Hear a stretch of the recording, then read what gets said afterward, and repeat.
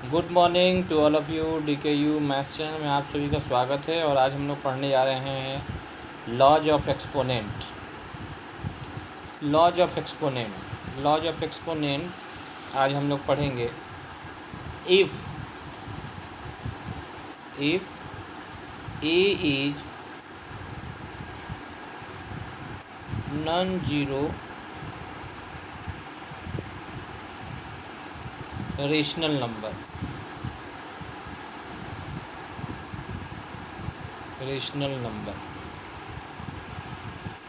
अगर ए कोई non zero rational number हो तो A zero is equal to 1 लिख सकते हैं। इट मीन्स किसी भी नॉन जीरो रेशनल नंबर का अगर एक्सपोनेंट जीरो है तो उसका वैल्यू 1 लिख सकते हैं। Next, a to the power m into a to the power n को लिख सकते हैं ए to the power m plus n। यहाँ पे देखेंगे a to the power m में ये a बेस है और ये m जो है वो एक्सपोनेंट। ये जो m है वो क्या है? एक्सपोनेंट।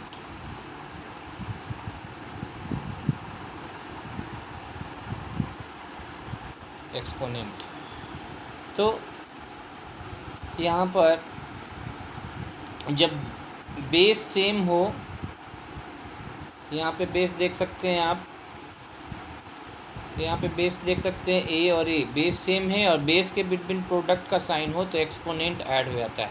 तो यहाँ a to the power m plus n लिखें।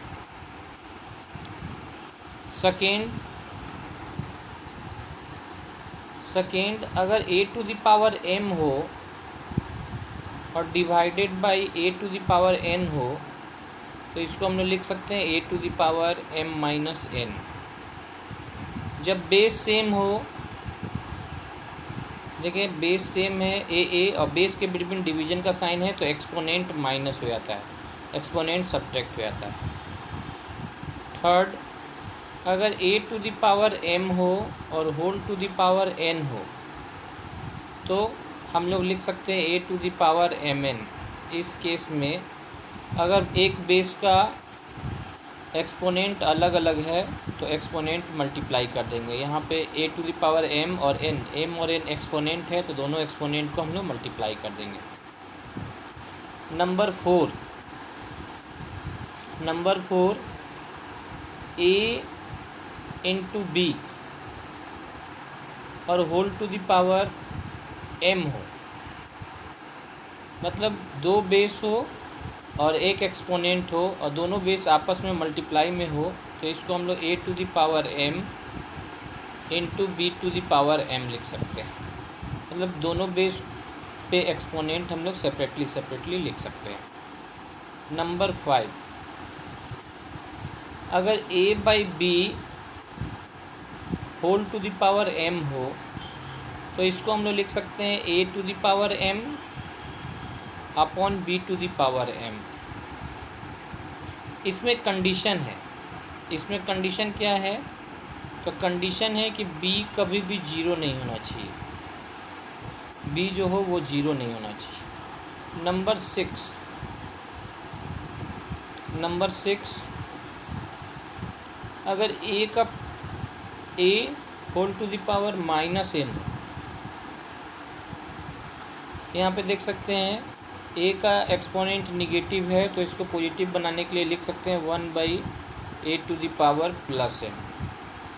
तो 1 by A to the power plus n लिख सकते हैं इसको। ये सब लॉज ऑफ एक्सपोनेंट हम लोग यूज करके और क्वेश्चन को सॉल्व कर सकते हैं। अब हम लोग आते हैं क्वेश्चन पर। क्वेश्चन आप देखेंगे, सपोज करें कि क्वेश्चन है 4 का पावर 5 इंटू 4 का पावर 3। अगर इस तरह से दिया हो और कहे कि इसको मल्टीप्लाई करें तो आप इसको इस तरह से भी मल्टीप्लाई कर सकते हैं, जनरली जैसे करते हैं। 4 का पावर 5 का मतलब आप इसको 5 टाइम्स प्रोडक्ट में लिख सकते हैं, 2 3 4 5।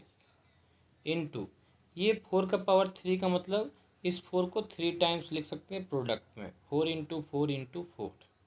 अब टोटल आप काउंट कर सकते हैं 1 2 3 4 5 6 7 8। 4 8 टाइम्स है तो 4 to the power 8 लिख सकते हैं।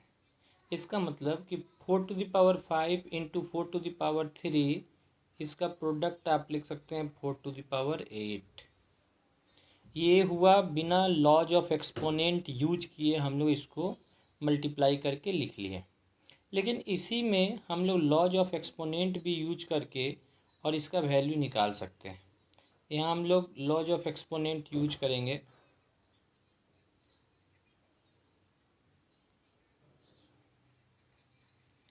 यहाँ पे लॉज ऑफ एक्सपोनेंट यूज करके हम लोग वैल्यू निकालेंगे। 4 to the power 3 और 4 to the power 5 और 4 to the power 3 को हम लोग लॉज ऑफ एक्सपोनेंट से अगर निकालना चाहें तो इस हम लोग जानते हैं a⁴m × a⁴n को क्या लिख सकते हैं, तो a⁴m+n। बेस सेम है और बेस के बिटवीन मल्टीप्लाई है तो एक्सपोनेंट ऐड होगा। तो यहाँ पे देखें हम लोग इसी को यूज करके और इसको सॉल्व करेंगे। तो यहाँ से यहाँ 4 to the power 5 और 4 to the power 3 बेस 4 है और बेस के बिटवीन प्रोडक्ट है तो एक्सपोनेंट ऐड होगा। तो इसको लिख सकते हैं 4 to the power 5 + 3। तो 4 to the power 5 + 3 4 to the power 8। तो देखें हम लोग लॉज ऑफ एक्सपोनेंट को यूज करके वैल्यू निकाले, इसका वैल्यू भी वही आ रहा है 4 to the power 8 और सिंपली आप निकाले थे तो उसमें भी 4 to the power 8 आया था। हम लोग को जनरली हम लोग 4 to the power 5 4 to the power 6 अगर ये सब रहा तो हम लोग जनरली भी इसको मल्टीप्लाई करके इसका वैल्यू निकाल सकते हैं। प्रॉब्लम तब होता है जब इसका वैल्यू बड़ा हो जाए, जैसे 4 to the power 100 है और 4 to the power 50 है। उस केस में आप जनरली इसको मल्टीप्लाई करके निकालेंगे तो प्रॉब्लम होगा। उस केस में हम लोग लॉज ऑफ एक्सपोनेंट से बहुत इजी वे में इसका वैल्यू कैलकुलेट कर सकते हैं। अब आते हैं डिफरेंस वाले में, डिवीज़न वाले में। डिवीज़न वाले में देखेंगे अगर 4 to the power 5 हो divided by 4 to the power 3 हो तो इसको हम लोग कैसे निकाल सकते हैं। तो 4 to the power 5 को 5 टाइम्स लिख लें,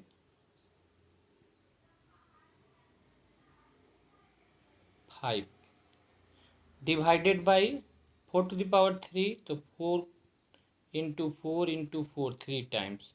ये 4 कैंसिल, ये 4 कैंसिल, ये 4 कैंसिल। तो 4 × 4 4 to the power 2 लिख सकते हैं। इसको देखें ये यहाँ पे कोई लॉज ऑफ एक्सपोनेंट यूज नहीं किए, जनरली हम लोग इस तरह से सिंपली निकाल लिए। लेकिन इसी में लॉज ऑफ एक्सपोनेंट यूज करके भी आप इसका वैल्यू निकाल सकते थे। 4 to the power 5 इंटू नहीं डिवीज़न लेते हैं यहाँ पे, divided by 4 to the power 3।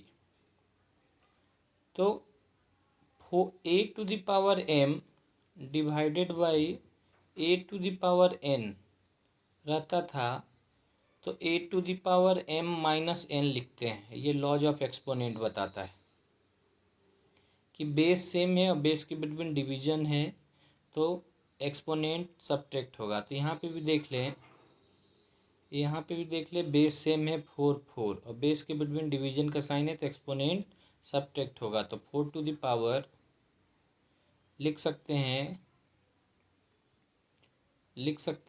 4 to the power 5 - 3। तो 4 to the power 5 - 3 2। तो देखिए इससे पहले जो निकाले थे आप देख सकते हैं उसमें भी 4 to the power 2 और बाद में जो निकाले लॉज ऑफ एक्सपोनेंट से उसमें भी 4 to the power 2। तो लॉज ऑफ एक्सपोनेंट हम लोग यूज करके और आसानी से इस तरह के क्वेश्चन का वैल्यू निकाल सकते हैं। इस वीडियो में इतना ही, और इसी चैप्टर के और क्वेश्चन से हम लोग मिलेंगे नेक्स्ट वीडियो में। और आपको वीडियो देखने के लिए बहुत बहुत धन्यवाद। इसी तरह से आप वीडियो देखते रहें और चैनल को सपोर्ट करते रहें।